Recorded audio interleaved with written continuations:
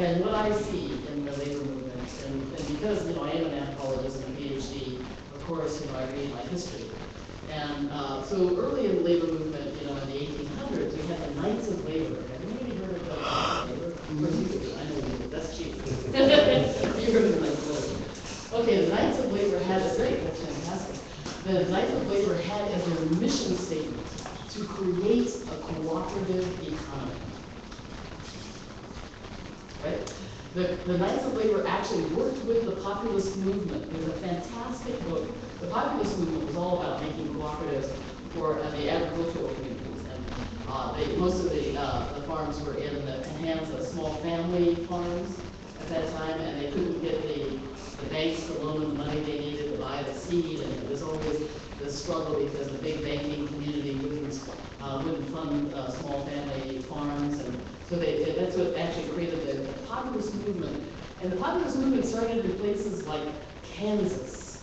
Did you know that, like Kansas, and these states like Kansas, Nebraska and whatnot, and I'm trying to remember the rest of the ones that were part of the populist movement, that they were the most progressive states at the late 1800s. Wyoming gave women the right to vote. Yes, and they were a hotbed of cooperatives, of agricultural cooperatives, creating. They were creating financial institutions of their own, such as credit unions, in order to get the funding they needed to hire a seed and whatnot to solve this problem. Now, the Knights of Labor joined forces with the populist movement, and they were violently suppressed. Okay, and think Pinkertons here. Think of Haymarket riots. Okay, out of that actions, when those things were violently suppressed, the AFL-CIO, which is today's labor movement, was born. Okay, more the AFL, the CIO was more progressive. The AFL was more of a compromise to allow the capitalists to make the jobs, and we will just respond to them. Okay, so here I've been for 20 years slamming my head up against the wall, fighting against the bad jobs that corporations make, because the current labor movement is defined in the adversarial relationship between the employer and the employee. Okay? We spend millions and millions of dollars, and this is why anytime somebody wants to say something bad about the labor movement, I'm in the trenches with you guys. There are some fantastic people in the labor movement, that are as committed and have worked they're 35 years in the trenches like I have, to try to win these battles, for the people that earn the least amount of money. The Justice for Janitors campaign, I had the honor to be on staff of the Justice for Janitors campaign. So I have a hard time with criticisms of the labor movement, except that we are structurally in this position where they are defining the battleground, and we are caught in an economic war where we can never win. Because as long as you allow the enemy to define the battleground, you are always going to fail. Okay? So we have to change the terms of the battle here. Okay, this is the art of war. Change the terms. Okay? You can't take them on frontally any longer.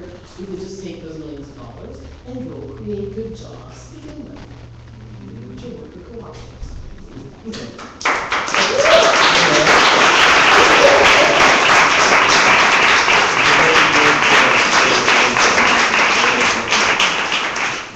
Ladies and gentlemen, have you enjoyed tonight's program?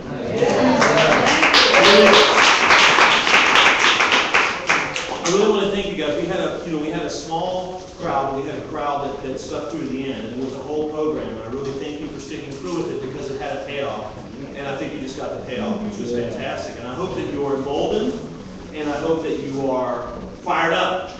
So I have just 3 requests from you. First request is that in a moment when we break, I would like anyone who has any outstanding plates or such to just have delivered them to the saint to help us out. The second request is I'd like to have, if you guys can help us bring all the chairs against this wall at the meeting. And wait a minute, the third request is the one you'll like the most. There's one ball of wine left. And I really want to invite everyone, and I want to pitch this. I really want to invite everyone to hang out. Part of what is important, part of what is important about us being here together is us talking to each other. It's great to receive information in a sit-down format.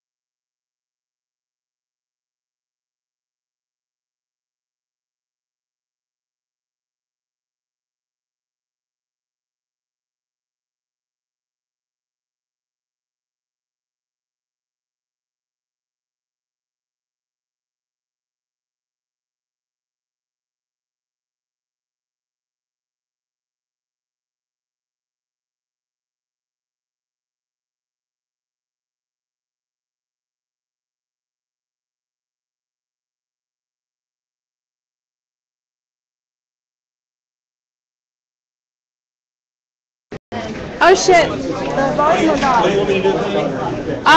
Oh no, I was just talking to the people watching. Okay. Well, hey, thanks live stream. Thank you, Patty, for doing this. And this is a fantastic event. We look at the problems, but we focus on the solution. That's what we're here at Occupy Venice. Thank you. Awesome. So guys, good night, you guys. I'm gonna stop streaming now. I'll be streaming on Wednesday. Are you going to Wednesday?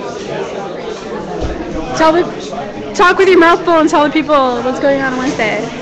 My two viewers. Well, on Wednesday we're gonna have a smart mirror action in I forgot the location. Westlake? Is it Westlake? In Westlake, or Silver Lakes. In Silver Lake. No, I think it's Westlake. I'm sure it's at Silver Lake. Silver Lake. Nevertheless, it's one of the. Silver Lake is in LA. It's not going to be in LA. It's probably in one of the lakes. And basically, what's going to happen is there's going to be all these big electrical corporations are going to gather in a conference, trying to say some of the beneficial things about the smart meters. But they're going to neglect the fact that smart meters are definitely very, very bad for your health. It has been rated by the Health Organization to cause cancer, and it's one of the carcinogenic things that causes cancer within your body. At the same time, it is being used as a spy device by military agents, by FBI, by the police. So it's not at all, a good thing for the community, not a good thing for, the society in general. And we're going to have an action that's going to start at 1 o'clock and end up at 5 o'clock, basically. And we're going to meet up at, where was it, Union Station? At 9 a.m. At 9 a.m., yes. There we go. Hi, how's it going?